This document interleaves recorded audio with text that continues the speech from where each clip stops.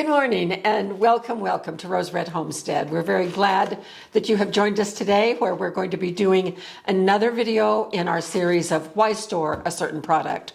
You know, I keep thinking that I'm done with that series, and then we'll get a request from one or more of our viewers, or I'll be in the store and I'll see something that we have on our storage shelf that I have not even talked about yet, and so it just triggers me to do another one. And such was the case with what we're going to be doing today, which is hydrogen peroxide. Now, hydrogen peroxide is a very familiar household chemical for most of us. Some of you are far more experienced with it than I am. I had a friend growing up whose mother used hydrogen peroxide on everything, even on me when I was at her house and I got a little ding or something. My mother never used it, and so I grew up not knowing the value that it has. And so I've done quite a bit of research, and I'm going to be presenting a list of things that hydrogen peroxide can be used for. And what we would like to do is to invite you, especially those of you who have long-term experience using hydrogen peroxide, to add anything that I may have missed. I'm not going to do a handout. I gathered information from several sources, and I'm going to be putting below links to the major sources so that you can go there yourself and have access to the same lists that I'm going to be talking about today. So first of all, I want to talk about what hydrogen peroxide is. I have the chemical composition, the chemical symbol up here. Hydrogen peroxide is H2O2, two atoms of hydrogen combined, bonded, a chemical bonding with two atoms of oxygen. Now, that bonding is not very strong because it really likes to decompose. And when it decomposes, guess what it turns into? Water. It keeps the hydrogen, but it boots out one of the oxygen atoms. And so that makes it very, very environmentally friendly, because when it breaks down, it just breaks down into water and oxygen. So there's nothing harmful there. But that second oxygen atom included in hydrogen peroxide makes it a very, very powerful oxidizer. And when we start using hydrogen peroxide, a lot of times there's a chemical reaction right in front of our eyes, and that is a little bit of foaming. When that foaming happens, and those of you who have ever had poured hydrogen peroxide on a wound, a minor wound, and it bubbles and you go, that's the hydrogen peroxide at work kicking out one of those oxygen atoms. And that's what the fuzzy stuff is. And so it's working. Now, don't think that that's safe anymore. We're going to talk about that when we get down farther on the list. But I wanted to show you just exactly what happens when hydrogen peroxide meets biologicals. Biologicals meaning any living organism, blood, tissue, raw tissue. I have a potato. This is a biological. So blood and urine, grass stains, things like that will react to hydrogen peroxide. So I have this little slice of potato, and I just opened this one this morning, and so we're going to pour some in. Now, you'll have to look really closely because it fuzzes. It's going to bubble, but not giant bubbles. They are going to look a little bit like fuzz. And you can see them on the edge of the potato.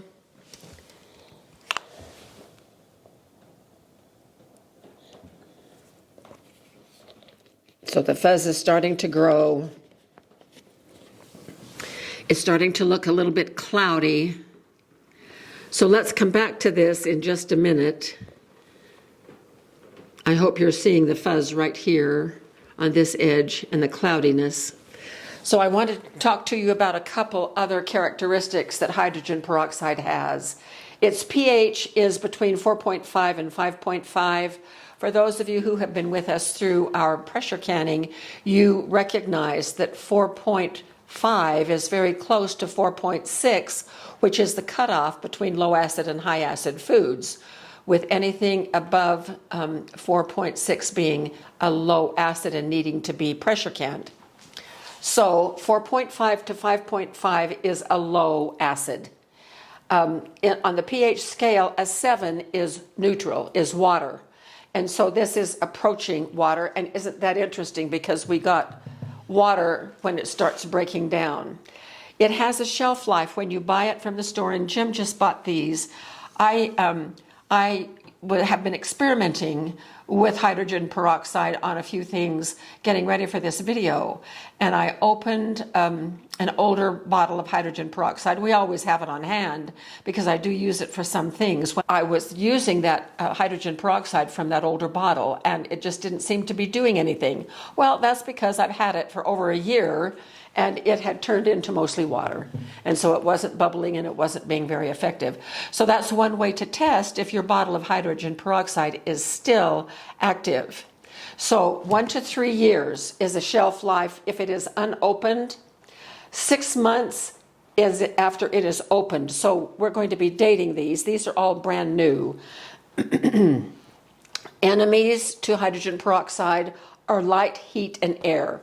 So that tells you why it is packaged always in opaque containers. You will never see, well, you shouldn't ever see hydrogen peroxide in a glass bottle for the sunlight or light to get to it in any way, because that triggers that decomposition and you'll have a bottle of water instead of hydrogen peroxide. But don't drink it nevertheless.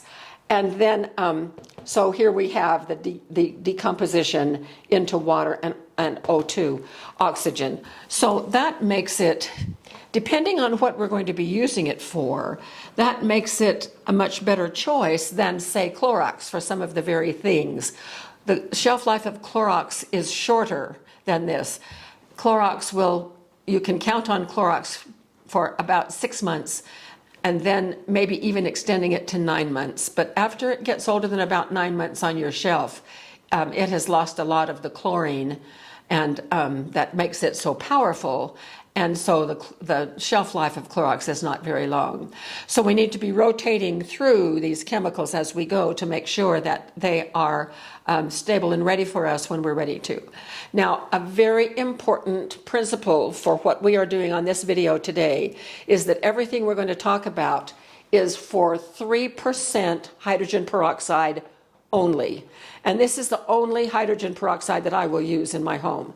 It comes in much stronger concentrations. And also, it is a chemical. And so you need to know the safety precautions, which we're going to get to at the end of this video. There are just certain things that you should never mix with hydrogen peroxide, and we'll be going over those.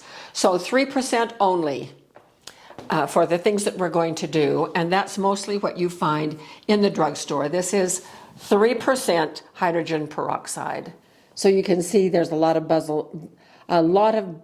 bubbling going on there, little tiny bubbles. All of that is, those bubbles contain oxygen because one oxygen atom is being given off for every one of those bonds. So that's what it should look like. So I'm going to run through these pretty fast. And remember, the links are there so you can get these lists for yourself. We're going to stop every once in a while and actually do one of the things that it suggests. Clean kitchen surfaces, including your kitchen sink, grout, and kitchen tiles. Okay, so we're going to do that. This is my copper sink. Now, I love copper because it doesn't always stay one color. It oxidizes just in the air with the oxygen in the air. And the patina changes all the time, and especially when I run acid foods down, it takes the patina right off. Well, I'm going to show you what hydrogen peroxide will do because I've never used hydrogen peroxide on my sink before. So I'm just going to, and I looked up how to do this, just spreading some of the baking soda in this one little corner. It says to spread it evenly, and so I was trying to sift it so that it was even. And then what you do is spray that with hydrogen peroxide, straight hydrogen peroxide. So I am going to be pouring some hydrogen peroxide into this bowl, into this spray bottle. So here we go, and that is bubbling up. And then recommendation is that you wear gloves when you're working, of course, with anything like this. So I'm just going to put on one of these little gloves and take my kitchen sponge and then just wipe it around. Okay, so you can see that it has become cleaner. So what I would need to do is do this over the whole sink. And I probably will do that and then come back and show you what it looks like. Okay, so it did take all of this dark gunk off over here. So and I don't mind the unevenness of the color. I knew that that's what it was when I bought it. And that's part of what I love about it is the irregularity of the patina. After the video off camera, I did another round of treatment for the sink, and this is what it looks like now. So beautiful. Back to our list. Spritz hydrogen peroxide from a spray bottle to disinfect your cutting board. Reusable grocery bags and the inside of your refrigerator. Wipe dry with a paper towel afterwards. Remove stains from ceramic cookware. Oh, that's another one.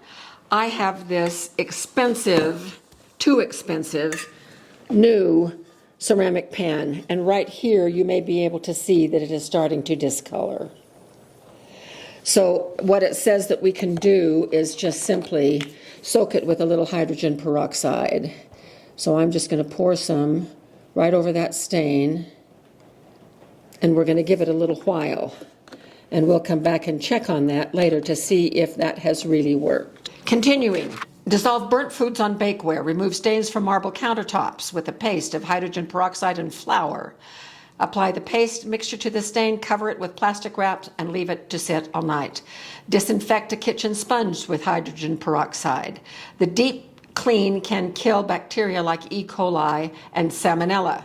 Use a half and half mixture with water. For laundry, and this is really a good one as well. We've done on our previous videos on why store a given product that laundry can be greatly enhanced by some of these home chemicals. Brighten whites, remove stains, eliminate odors from laundry. Add a half a cup to your wash cycle to whiten your whites.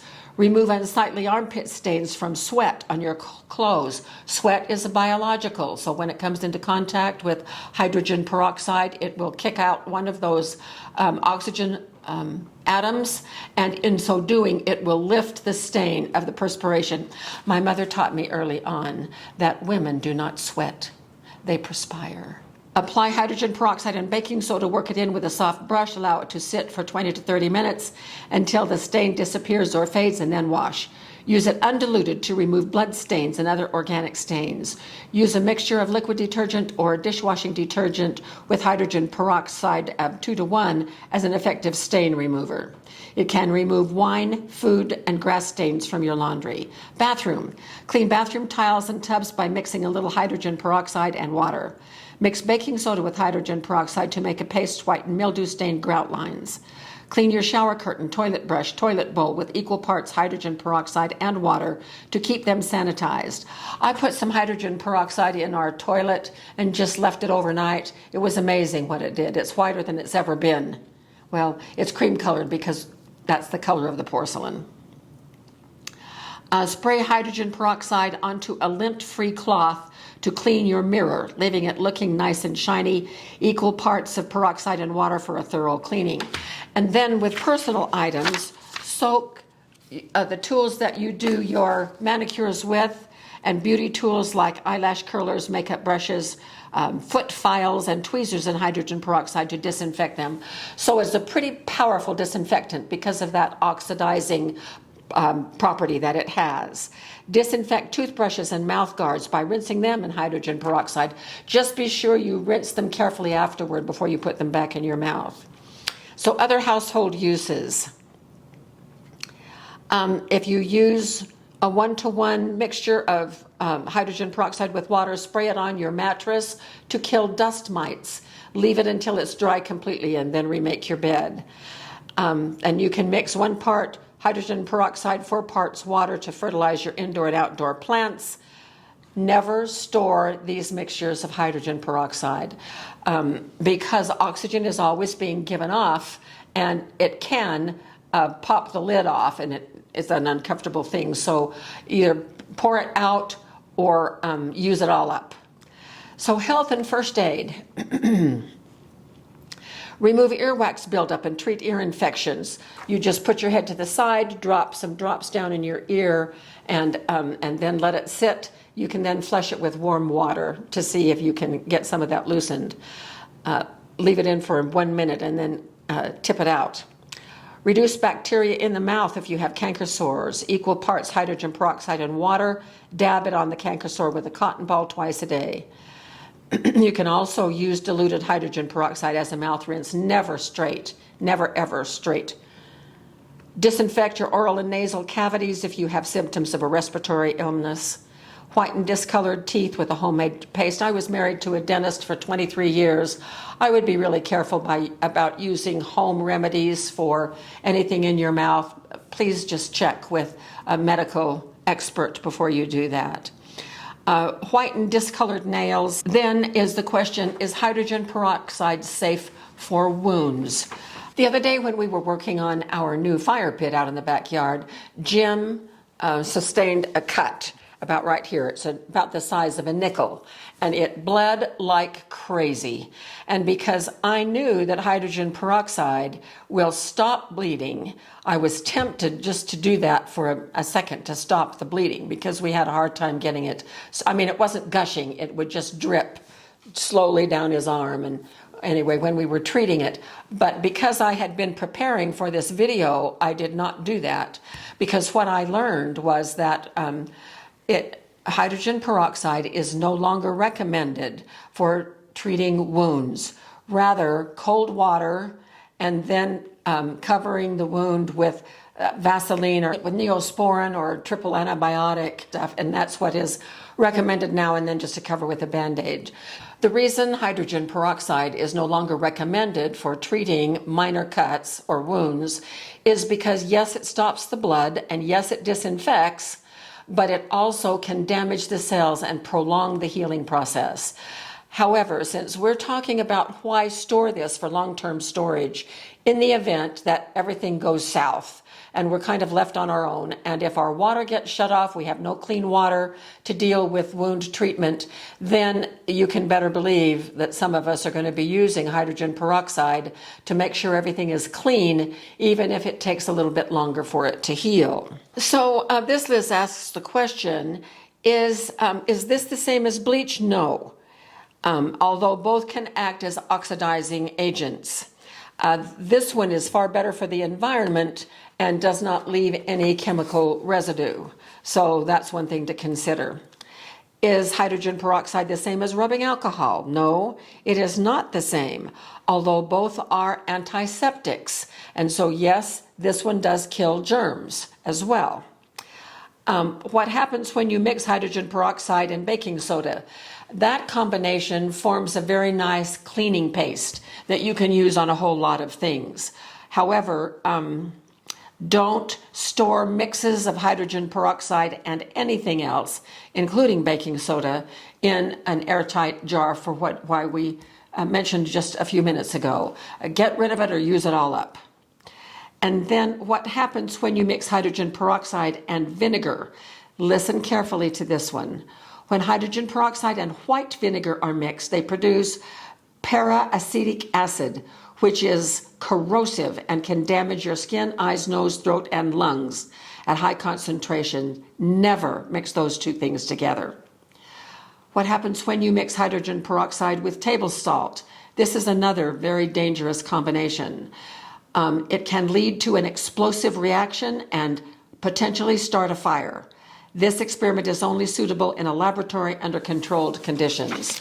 So just know what you're doing before you mix hydrogen peroxide with anything. If you have any doubts, check it online from a reliable source. So here are a couple of more things from WebMD. Swollen gums and canker sores can all be treated with hydrogen peroxide. In fact, there are over-the-counter products that use hydrogen peroxide just for that very thing. Hospitals use hydrogen peroxide as a disinfectant because it is especially good at killing cryptosporidiosis, shortened crypto, that spreads in human poop. Even bleach can't seem to easily get rid of these stubborn pathogens. Hydrogen peroxide may also work against norovirus, which is both hard to kill and very contagious. More research is needed to know how well it works as a decontaminant. In your kitchen, clean your dishwasher to eliminate mold and mildew. Spray the intricate parts of your dishwasher after a cycle is complete, and go especially into the rubber gaskets all the way around. A recent study said that about 83% of dishwashers they tested were positive for fungus and mold. So that would be a good thing to do in our dishwashers. Scrub your sink, we did that. Disinfect counters and cutting boards. Wash veggies, here's a new one. Organic gardeners recommend using 1/4 of a cup of 3% per gallon of water to help remove bacteria from vegetables. And you can let them soak or you can just scrub them in that solution. Getting rid of garbage can germs, yes, it is a disinfectant. And deep clean your toilet. Just pour 1/2 a cup in your toilet bowl and let it sit for a while. Then shine mirrors we talked about. Whiten old porcelain, we're kind of doing that with this ceramic. Foam away soap scum in your showers by spraying them down with a mixture of 1/2 and 1/2. Remove stains, brighten dingy white. In the garden, here's one that I had not heard about. Sprout healthy seeds. Numerous studies have shown that soaking seeds in 3% hydrogen peroxide softens seed coats and starts germination. So soak them 20 minutes before you plant and you'll have healthier germination. Clear algae from your pond water. Treat plants with fungal infections. So let's take a look at what we have. So it looks to me like I can still see the stain right there. It doesn't look quite as dark as it did. I just may pour some of this out and make a little bit of a paste with soda. Oh, here I am barehanded again.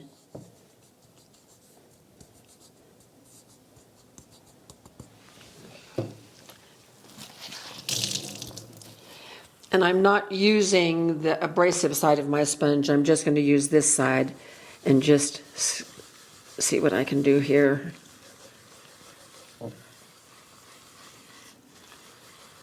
Oh. Looks better. It does look better.